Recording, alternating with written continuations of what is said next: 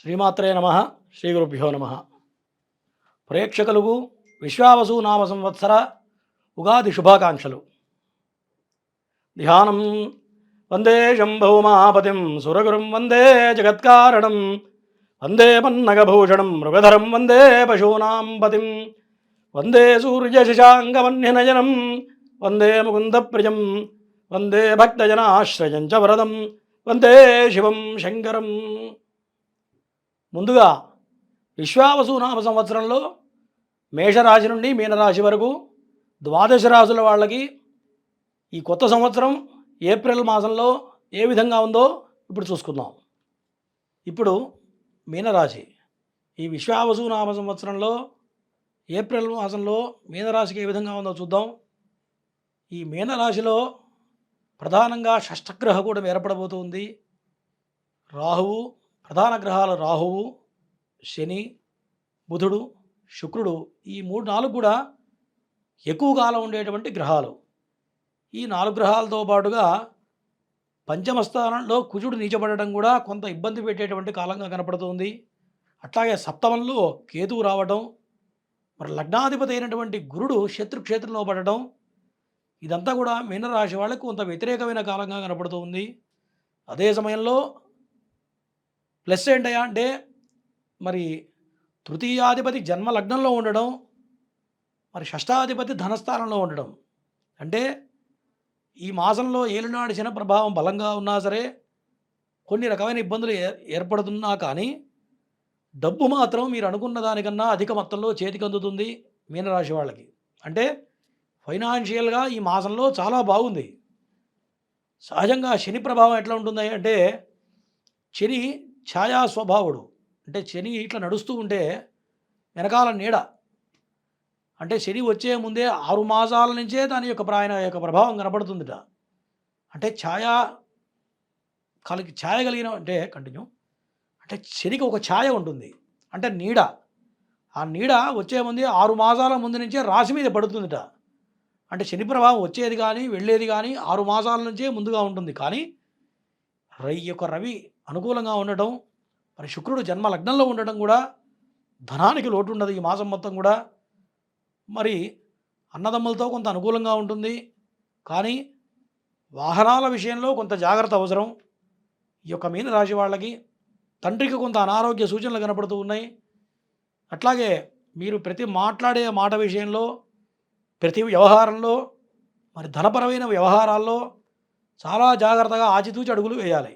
ఎందుకంటే మరి ధనాధిపతి భాగ్యాధిపతి అయినటువంటి కుజగ్రహం పంచమ భావంలో నీచ స్థితిలో ఉండడం వల్ల సంతానానికి కొన్ని రకాల ఇబ్బందులు కలగడం, సంతానానికి అనుకోని ఖర్చులు మీద పడడం, మరి అప్పులు చేసి పిల్లలకి ఖర్చు పెట్టాల్సిన పరిస్థితులు రావడం, మరి పిల్లల పరంగా కొంత వృధాగా డబ్బు ఖర్చు అవ్వడం అనేది ప్రధానంగా ఈ యొక్క మీనరాశి వాళ్ళకి కనపడుతూ ఉంది. అంటే ఒక ప్రక్క ధనం వస్తుంది కానీ ఈ విధంగా డబ్బు ఖర్చు అవుతూ ఉంటుంది.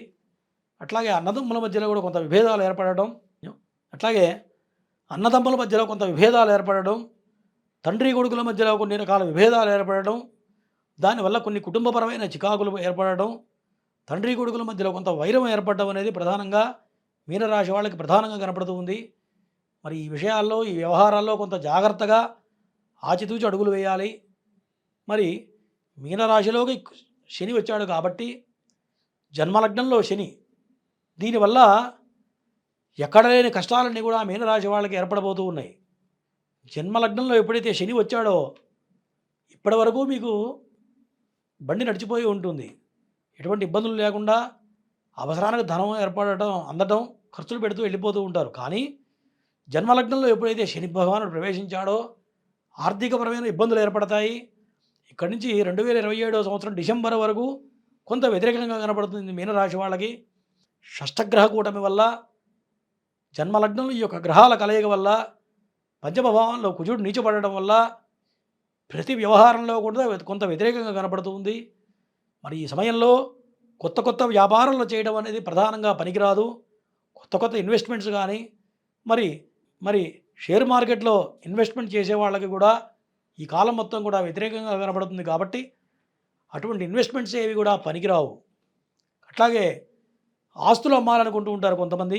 ఈ శని సమయంలో మీరు చేసిన అప్పుల బాధలు తట్టుకోలేక మరి స్థిరాస్తులు అమ్మి మీరు బాకీలు తీర్చాల్సిన పరిస్థితి గోచరిస్తూ ఉంది మీనరాశి వాళ్ళకి. మరి ఇటువంటి వ్యవహారాల్లో చాలా జాగ్రత్తగా ఉండాలి. మీరు ఏదైతే ఆస్తి అమ్మాలనుకుంటున్నారో ఆస్తికి సరైన రేటు రాకపోవడమో, మరి ఎదుటి శత్రువర్గం ఎవరైతే ఉన్నారో తక్కువ మీ యొక్క ఆస్తిని కొట్టేయాలని చూడటమో, లేదు భాగ పంపిణీల్లో అన్నది మరి ఆస్తుల వ్యవహారంలో మీకు కొంత అన్యాయం జరగడం అనేది ప్రధానంగా కనపడుతుంది. అంటే ఆస్తుల పంపకాలు అనేవి ఈ మాసంలో కొంత వాయిదా వేయడం అనేది ప్రధానంగా చెప్పదగ్గ సూచన.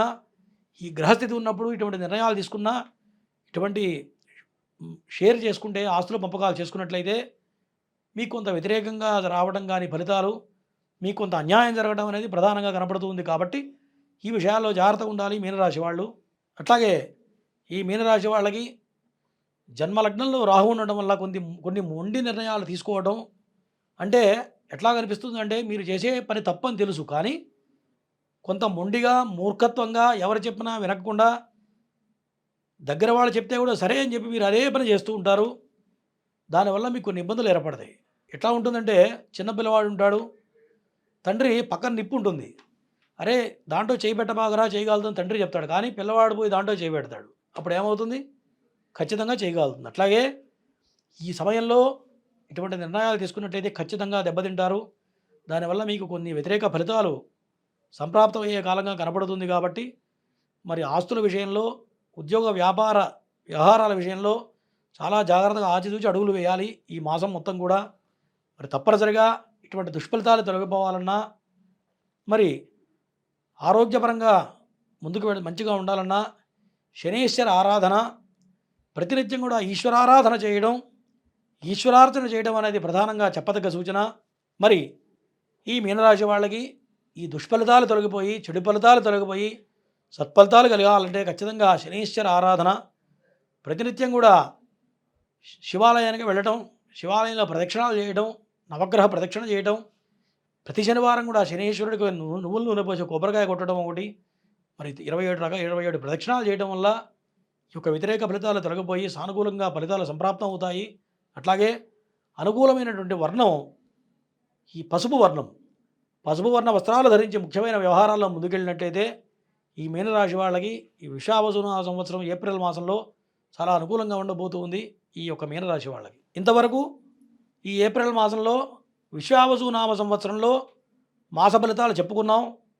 మరి ఇటువంటి దుష్ఫలితాలు తొలగిపోయి సత్ఫలితాలు కలగాలంటే మీ జన్మజాతకం ప్రధానంగా చూసుకోవాలి.